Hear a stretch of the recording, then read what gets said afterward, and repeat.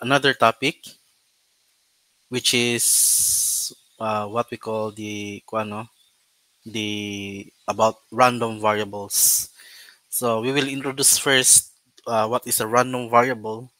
Then next is we will also discuss the two types of random variables. We have the discrete and the continuous random variables, and examples of those discrete random variables, and which is the binomial distribution. And for continuous, we have the normal distribution. Okay, so let me share my screen to proceed with the discussion.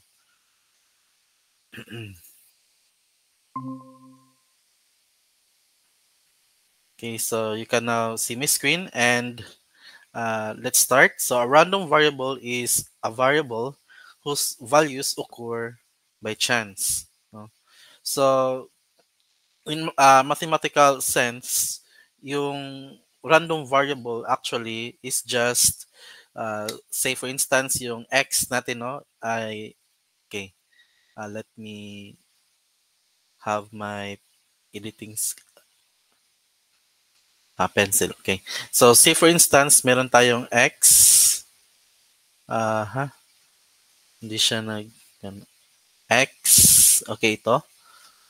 So meron tayong x na random variable. So it is actually a function from the sample space, no, to the set of real number, no.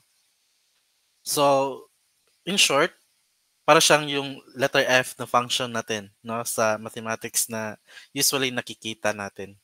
So for instance, meron tayong sample na ito, tossing a coin. So meron tayong dalawang head, dalawang head, dalawang head, isang head, tapos isang tail, then baliktad, tail head, tsaka yung tail tail, no? Tail tail. Okay? So suppose yan yung sample space natin. So yung yung ating x can be defined as x which is equal to x of s, where s is just an element of small s yan, no? An element of the sample space. So kung i-define mo yung s as the number of heads, no? So meron kang x of s as the number of heads. So meron kang 2, pwede 1, pwede 0, no? Walang head. Puro tail lahat. So again, yung output niya is a real number, no? Number yung output niya sa function. So at the time, elements of a sample space are not expressed as numbers. So at this moment, no? Pero doon sa mga application na ini-express na yung elements ng sample space na numbers. Okay? So the use of random variables provides a convenient way to expressing elements of sample space as numbers. So ito, meron tayong example. Suppose we toss the coin 3 times and let x be the random variable denoting the number of heads.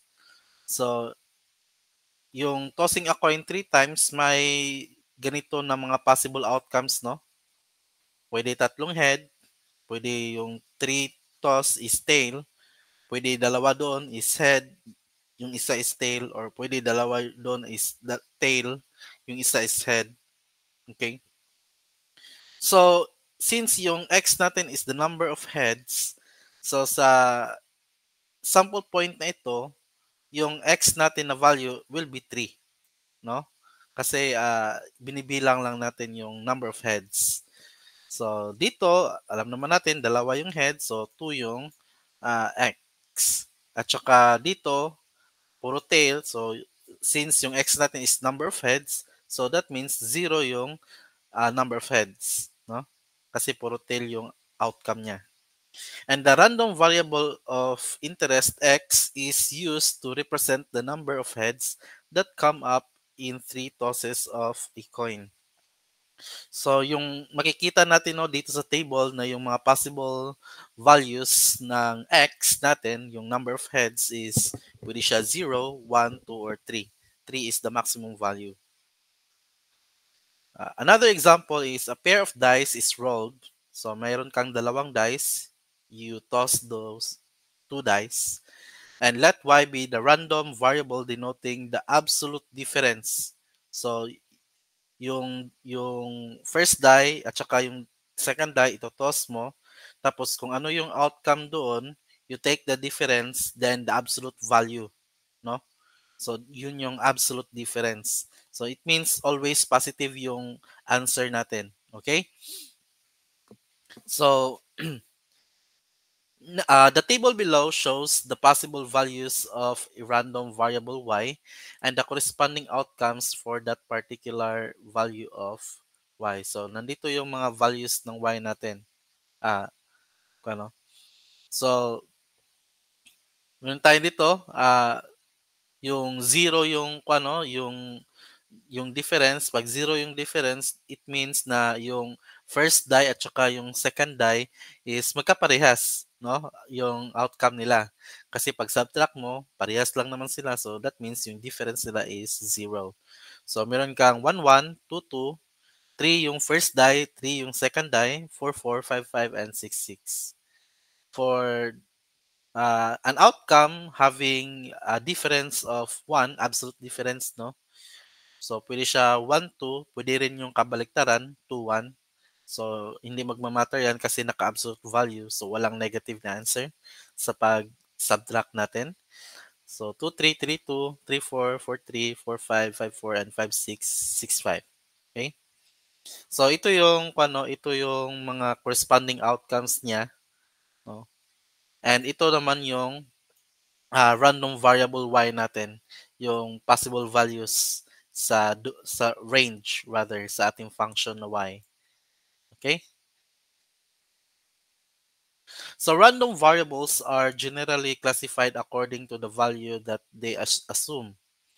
So if a random variable takes only finite number of values, that is the values of the random variable are whole numbers, no?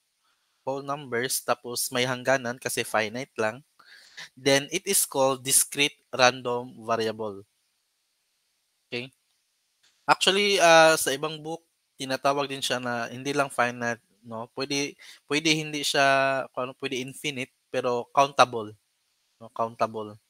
Yung nabibilang kahit hindi ka matapos magbilang, no? Magbilang, hindi ka matapos magbilang, as long as nabibilang mo, then it can be discrete, no?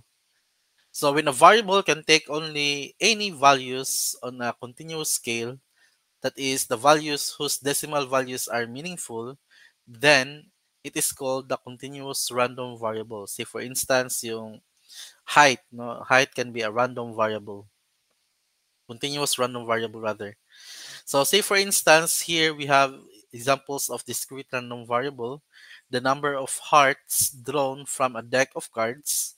So mabibilang lang naman natin yung number of hearts, no? So say for instance, pag mag-draw ako ng card sa deck, so meron tayong 13 possibilities, no, na makuha doon na heart yung card na makuha natin. Then ikalawa is number of heads in 3 tosses of fair coin. So kanina mayroon tayong example niyan. So yung possible outcome niya is 0, 1, 2, or 3, no? 3 number of heads. Number of persons in a city in favor of the new ordinance, number of barangays who voted for the opposition candidates, number of females in statistics class, and the number of persons whose favorite color is blue. So lahat ng 'yon, no, yung number of is discrete kasi finite lang yung yung possibilities, no, ng random variable natin. Note that these are all whole numbers. Then for continuous, we have here the weight and height of a person. the weekly expenses of an average Filipino family. No? Kasi yung decimal, no, decimal is meaningful, no? Say for instance, yung weekly expenses of an average Filipino family. So say for instance, meron kang 1,000.75, 1,000 pesos and 0.75 centavos, no? So again, meaningful yung 0.75 na decimal, okay? So, monthly income of a public school teacher, estimated monthly savings of a college student, and the GPA of the students last semester. So, when a random variable is discrete, its corresponding probability distribution is called a discrete probability distribution. A discrete probability distribution could be an equation or a table, no? So, pwede siya, actually, the same lang ng function, no? Pwedeng formula, pwede listing, pwede in tabular form, no? So, yun yung possible ways to represent the probability distribution of discrete, no? Actually same din sa continuous, actually different, no, kasi infinite yung number of elements in between the intervals. So continuous nga. Okay, so let's have an example. So from example 31. So, ito, yung kanina, yung mag-roll ka ng dice, tapos yung absolute difference niya, yung ating random variable. Okay? So, a value of y equals 4. So, in short, the example is referring to this one. Okay? So, a value of y corresponds 4. Y equals 4 corresponds to 4 sample points, namely 1, 5, 5, 1, 2, 6, and 6, 2. Since there are a total of 36 sample points, 36 lahat ito, kung bibilangin mo yung sample points natin. So a value of plus 4 is assigned probability of 4 over 36, no?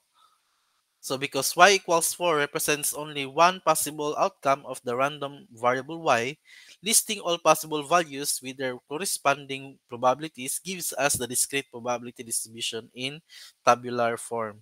So ito yung y equals 4. Kung ililista natin lahat, no? Yung 0, ilang elements yan? 1, 2, 3, 4, 5, 6. So 6 out of 36.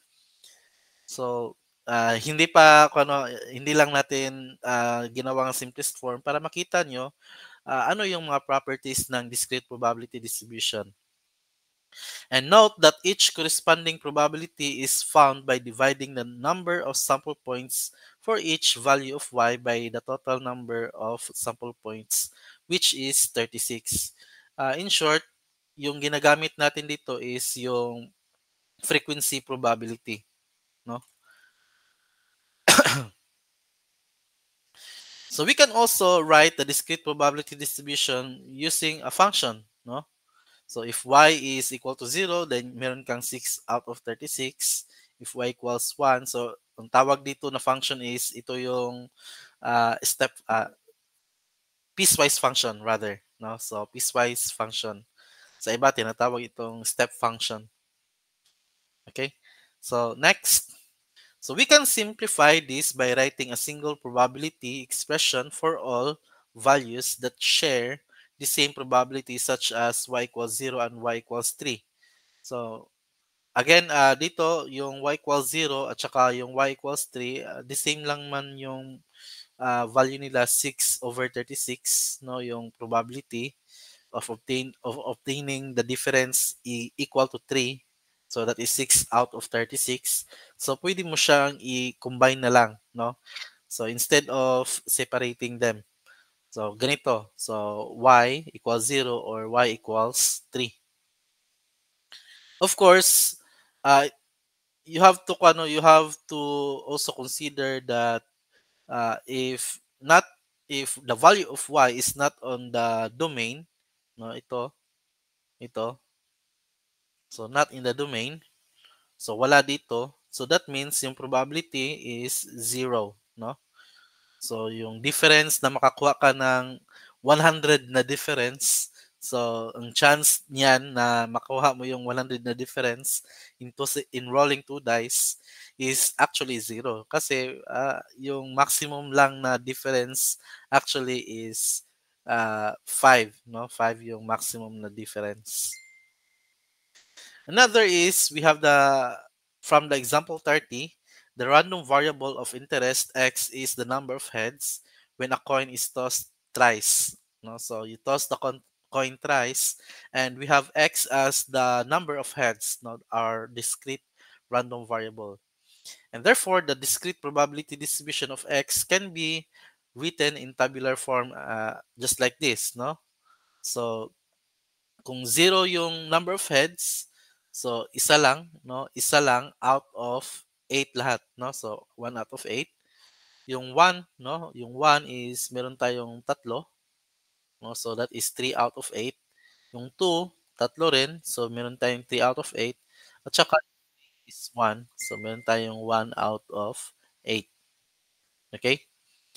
So again, you can write the function for this as like this, no? Yung piecewise function.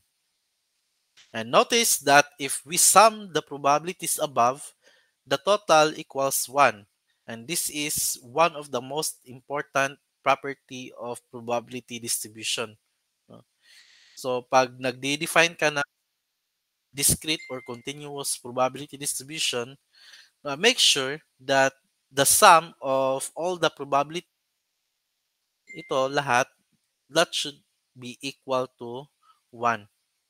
So dapat 1 lahat yung sum. Same as this one, no? Kung isa-sum up mo lahat ng probabilities na ito, no, dapat mag-equal siya sa 1. So isa 'yon sa mga properties ng probability, no? Probability distribution rather. So we have here a note, examples 32 and 33 presents the discrete probability distribution of a random variable y and x. They are considered discrete probability distribution because the values of y and x are whole numbers. So here is the graph of the discrete probability distribution and can be presented using the histogram. Okay. So to draw the histogram, the values of the random variable are used as the midpoints and are plotted on the horizontal scale. No? So meron tayong 0, 1, 2 at 3 doon sa number of heads. Okay? So yung midpoint, so yung in between ni 0 at 1 is meron tayong 0.5, meron tayong negative 0.5, meron tayong positive 3.5 no there. So, yan yung mga midpoints natin. Okay. So, the height of the rectangle corresponds to the probability. No? So, kung 0, no? Yung 0, ano yon? So, kung 0, meron tayong 1/8. So, yung 1/8 is nandito. So, less than 0.2 siya, no? Yung 1/8. So, tama. Then, we have tips for drawing the histograms. So arrange the values of the random variable in an increasing order along the horizontal line axis, just like the number line. So you have to arrange it in increasing order. Uh, Kagaya lang ng nag-graph tayo ng function. Okay? So place each value of x at the center of its bar, and the width of all bars should be equal. So dapat equal yung width. Sa software tinatawag siya na beans, no? Itong isang bar, beans, okay? And if the probability of a value is 0, of course, yung height niya is wala siyang height dito.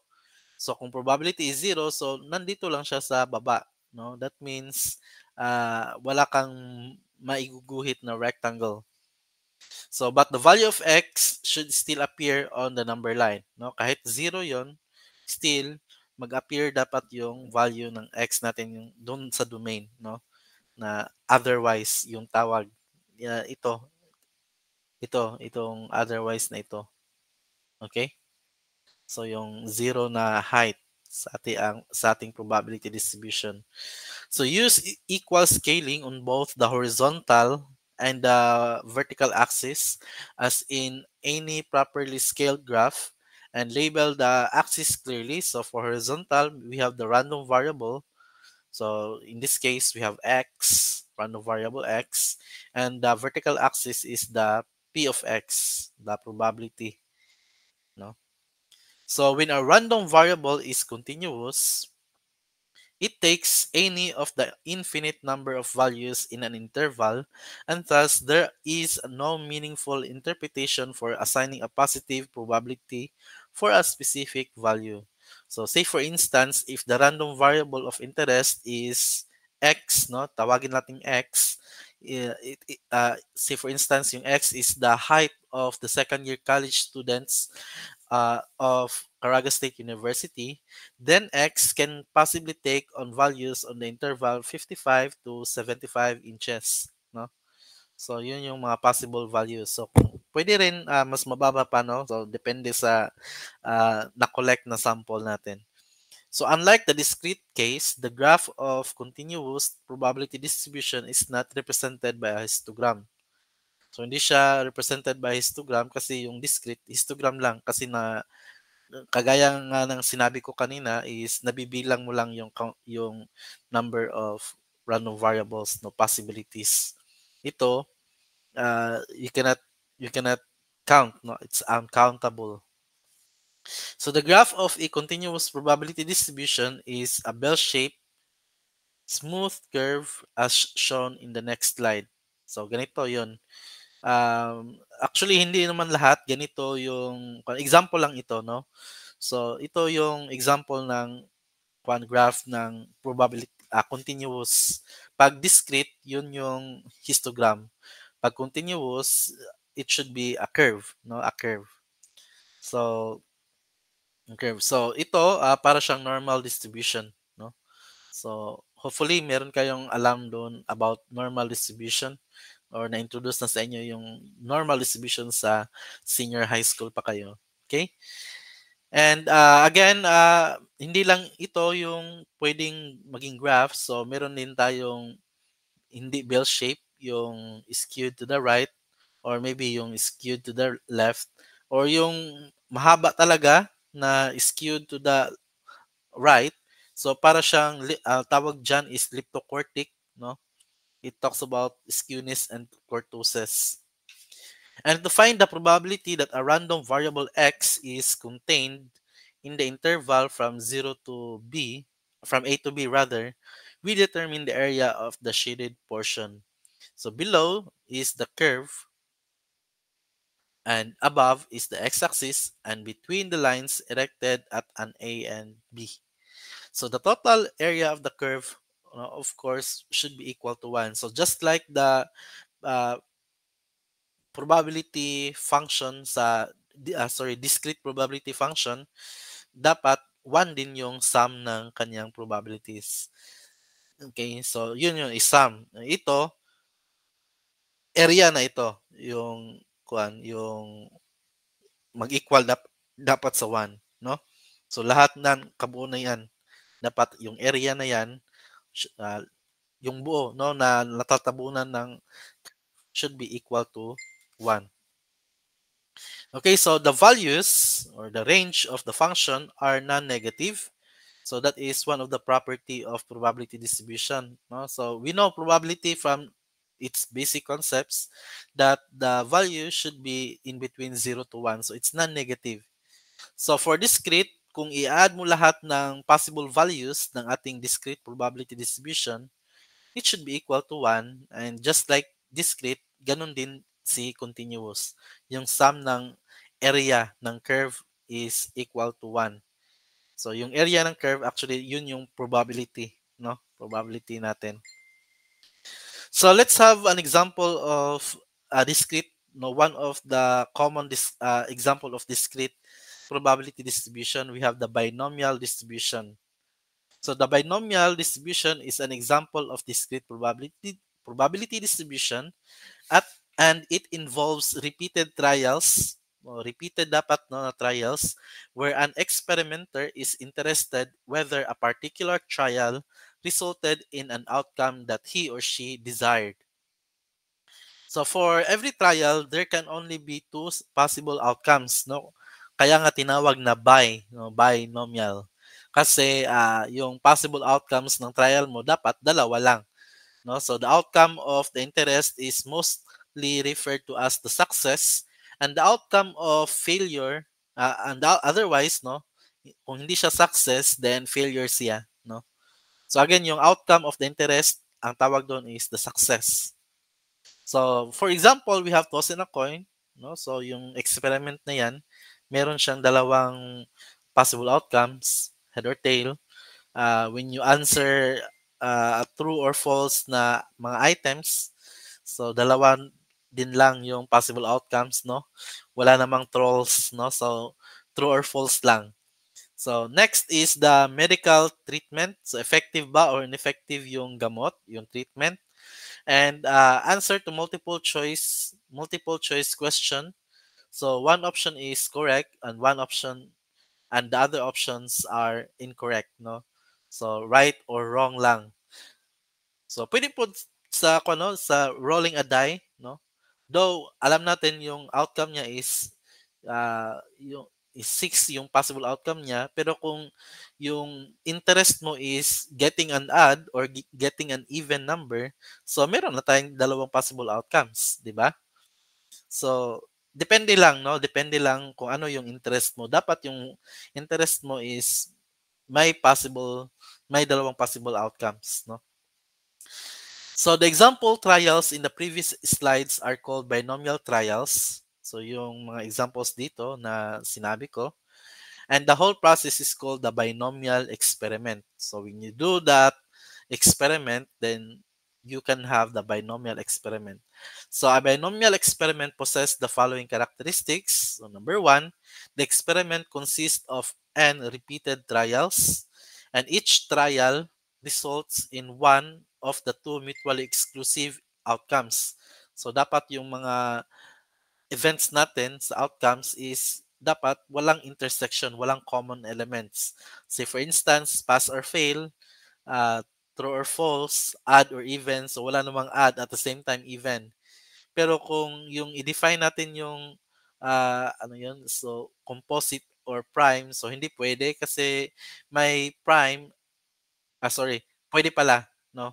Pero ang ibig sabihin ko is prime at saka even, no? So hindi pwede yon kasi hindi sila mutually exclusive. Kasi meron silang common elements, no? So, yung common element nila is 2. So, kasi yung 2 is prime at the same time even. Okay? So, the probability of the success outcome remains constant from the trial to trial, no?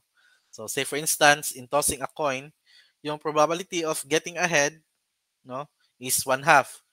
So, next trial, another tossing a coin. So, yung chance na makakuha ako ng head, 1/2 pa rin. So, constant siya.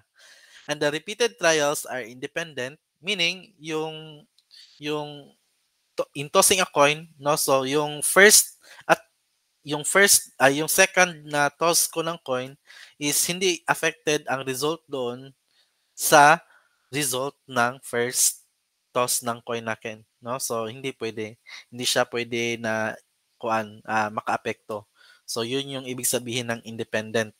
So hindi magre-rely yung outcome ng second toss ng coin ko doon sa outcome ng first toss ng coin ko. So out of the n trials, an experiment is usually interested in the number of trials that resulted in success. Okay? So, say for instance, getting ahead, no, in tossing a coin. So, bibilangin ko lang kung ilang trials yung nag-success ako, no? Nag-success ako meaning yung lumabas is actually head.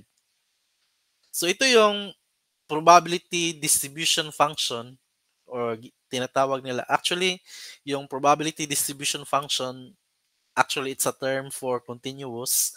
So tatawagin na lang natin dito na probability mass function pag discrete, no? Discrete na distribution. So ito yung probability mass function ng binomial distribution. So we have here the combination, no? Combination we discussed about combination, no, last time. And meron tayong p to the x over a times q to the n minus x. Okay? So yung input natin is yung x, no? Yung n natin is the number of trials. Okay? Yung p is the probability of success and q is the probability of failure. Okay? X is the number of success. So, say for instance, find the probability of obtaining exactly 3 twos, no, tatlong 2, no, in an ordinary die is tossed if an ordinary die is tossed 5 times. So, you toss the ordinary die 5 times. So, what is the probability of obtaining uh, of obtaining 2 out of 5 uh, tossing of coins. So the random experiment is tossing a die with the numbers trials n equals 5.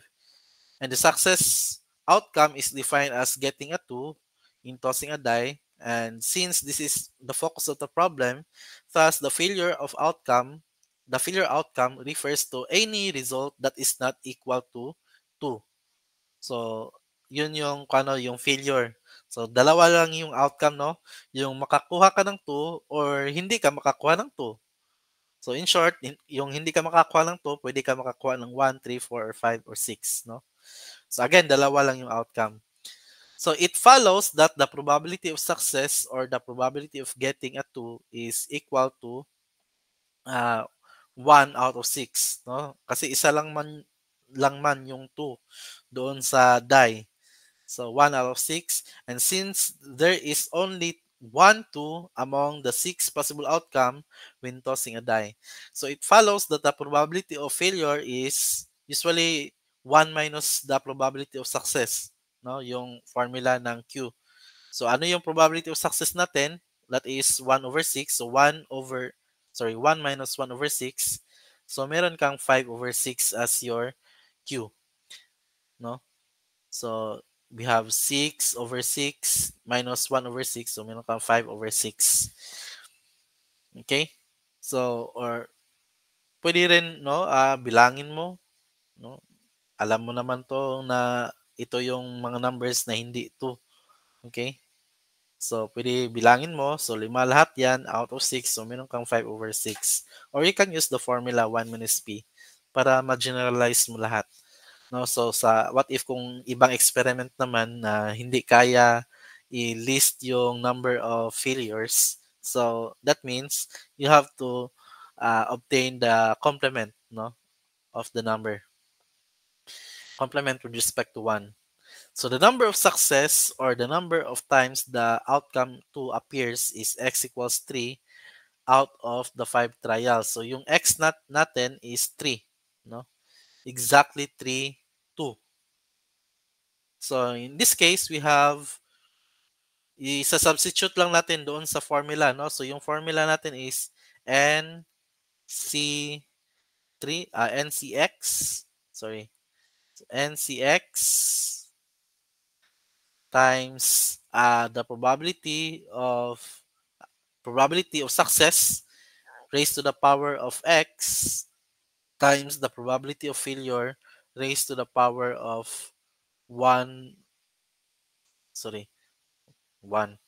Yung n minus x. So, yun. So, isa-substitute mo lang, no, yung mga given. So, number of trials, 5 times. So, yung n natin is 5. So, kita nyo, 5. No? Tapos, yung kuha natin, no, yung number of success natin is 3. So, yung x natin is 3. Ito yon, yung x is 3. Tapos, yung probability of success is 0.5. Bakit 0.5 ito? So, sorry. So, it should be 1 over 6. Sorry, edit muna natin 'to, 'no. So, yung P natin dito is 1/6, then yung Q is 5/6. So, let's try to calculate this one. Kuha muna ako ng scientific calculator. Ayun, Casio.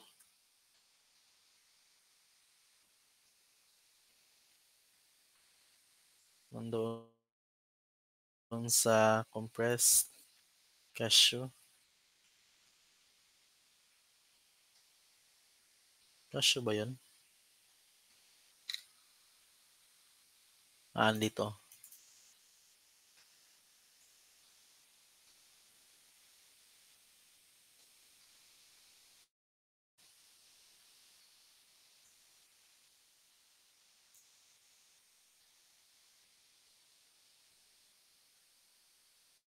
Okay. So, yeah. Let me present the entire screen. So, ito yung entire screen ko. Tsaka ito yung PPT at tsaka yung Casio, no? So, meron tayong 5, shift ito. So, C, 3 times, so yan, times ito, times yung probability of success natin is 1/6. So, mag-open parenthesis lang ako, 1, tapos over 6 raised to the power. So, yung raised to the power nito is raised to the power of 3 times open parenthesis 5/6. Okay, raised to the power of 5 minus 3 is 2. Gawin na lang natin 5 minus 3, no? Para hindi kayo malito. So, yung answer niya is 125/3888. So, let's press SD para maging decimal siya. So, 0.0321. So, 03, ano yun? 0321. Okay? So, i-change lang natin yung out, yung dito. So, erase natin. Erase. So, yung answer is 0.0321. Tama. Okay. So, yun yung probability of getting 3 twos in tossing a die. Okay. So, let me present my PDF. Save. Okay, so let's move forward. So, let's have an example. Find the probability of getting at least 4 heads in 6 tosses of a fair coin. So again, sa tossing a coin, meron lang dalawang outcome, no, getting a head or getting a tail. Okay? So sinabi dito at least 4 heads, no? At least 4 heads. So that means pwede siya 4, pwede siya 5, pwede siya 6 na number of heads kasi 6 lang, no? Kasi 6 lang na toss of coin, no? So, in short, yung x natin will be 4, 5, at tsaka 6. So, that means, according to the probability law, i-add lang natin yung probability ng x. Kung ang x is 4, yung x is 5, at saka yung x is 6. So, alam naman natin na yung probability of getting ahead in tossing a coin, 1/2 lang o 0.5. Then, for not getting ahead, that means getting a tail is 0.5 din. So, meron tayong formula na ganito, no? So, yung probability of getting at least 4 heads will be probability of getting 4 heads, 5 heads, or 6 heads. So, i-add natin, no? According to the probability law. So 'di ba pag sinabing at least yun yung union, no, or i-add mo yung probability. Okay, so since binomial experiment naman ito, so gagamit tayo ng binomial distribution. So yung x dito is 4. Okay? So again, no changes in P and Q, no? Yung sa x lang ang yung nagche-change, yung 4, 5 at saka yung 6, no? So pag i-add mo lahat ng possible nung probabilities na 'yan, meron tayong 11/32 or 0.34375. Okay? So 'yan yung yung probability of getting at least 4 heads in tossing a coin. Okay? So last example, another example. So if 20% of the bolts produced by a machine are defective, determine the probability that out of 4 bolts chosen at random, at least 3 are defective. Okay? So take note, yung probability of success natin, by the way, ang number of trials natin in this case is 4, no? 4 bolts yung choose natin. So mag-choose tayo ng isang bolts out of 4. So we have 4 trials. And the success outcome is defined as getting a defective bolt. So that means ang A, yung focus natin is yung failure, no? So, sorry. So sa letter A is yung defective, sorry, yung focus natin. So yung failure is non-defective, no? Non-defective. So again, baka malito kayo, no? Yung success in this case is getting a defective bolt. Yung failure is not getting a non-defective bolt, no?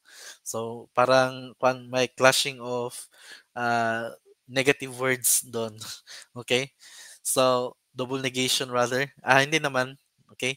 So thus the failure outcome refers to the non-defective bolt, and it follows that the probability of success, yung probability of getting a defective bolt is 20%, no, or 0.2. So given yan, therefore yung probability of failure natin, meaning yung makuha natin is hindi defective, is 1 minus 0.02, which is 0.8.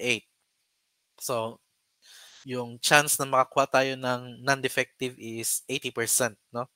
And the number of success or the number of times a defective bolt is chosen is at least 3. So pwede siya tatlo, pwede siya apat. So x equals 3 or x equals 4. Kaya at least 3 man ang sabi niya. So yung pinaka-minimum is 3 na, no? Since we are finding the probability of getting at least 3 defective bolts, so we have this, no, the formula, at least 3. So x is greater than 3. So it should be x equals 3. Pwede din x equals 4.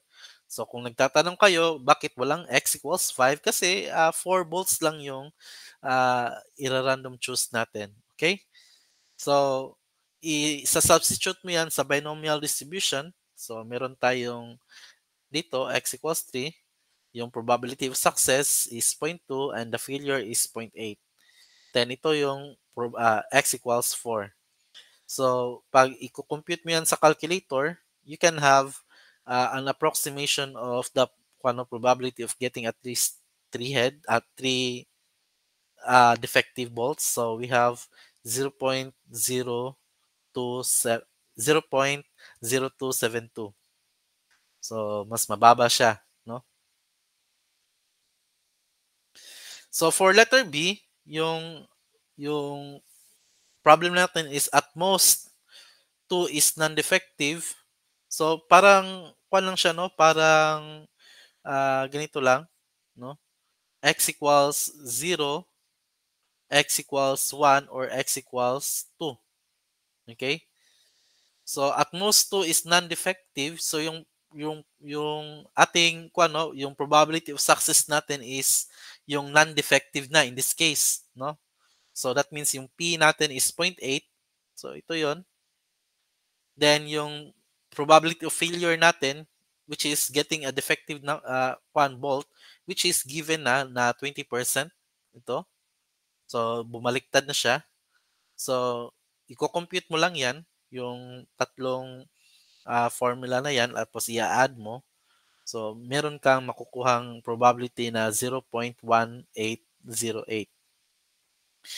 So we have here a remarks, the mean, variance, and standard deviation of the binomially distributed random variable are respectively given by mu equals np, sigma square, the variance, no, is n times p times q. By the way, i-reiterate ko lang, yung n is the number of trials, yung p is the probability of success, and the q is the probability of failure. Again, yung success at failure depende kung ano yung kung yung definition sa problem natin. Kasi kanina sa example, yung probability of success natin sa letter A is makakuha tayo ng defective na bolt, which is originally in our layman's term parang hindi naman yan success, no? But again, depende sa problem, no? Tapos yung Q is the number of failure. So ito yung mean, ito yung variance, at saka yung square root ng variance is the standard deviation. So yan yung formula pag yung experiment natin is binomially distributed. By the way, yung random variable rather is binomially distributed, no? So say for instance, we have here the last example. The probability that a patient recovers from a rare blood disease is 0.4. If 15 people are known to have contracted these diseases, find the mean standard deviation of the number of recoveries among 15 patients. So again, 15 yung number of uh, trials, no? So n is 15. Yung probability of success natin, that means yung probability that of number of recoveries is 0.4, no? Sorry. The probability of tama, number of patient who recovers, no? Sorry, is 0.4. So ang uh, mean number of recoveries out of 15 is 6. So kung meron kang 15, no? 15 na may blood disease. So on average, out of 15, 6 lang yung makaka-recover. Okay? That is according to the data. So the scatteredness of the data will be defined by the square root of n times p times q kasi standard deviation yung kukunin natin. So we have the square root of n times p times q. So again, yung P natin is 0.4. So yung Q is kabaliktaran ng 0.4 with respect to 1. So 1 minus 0.4. So which is 0.6. No? So we have the square root of 15 times 0.4 times 0.6. And that is approximately 1.9. So baka nagtaka kayo bakit hindi in between 0 to 1 yung answer natin. Take note, we are talking about standard deviation, we are not talking about probability in this case.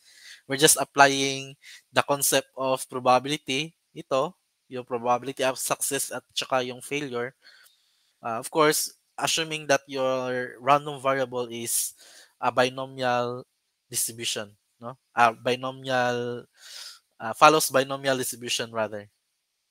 Okay, so that's all for today's video. So we've learned about random variables, and we discussed about uh, discrete probability and continuous probability distribution. So next topic will be an example na naman doon sa continuous probability distribution, which is yung normal distribution. So that will be on the another video. That's all for today, and thank you everyone.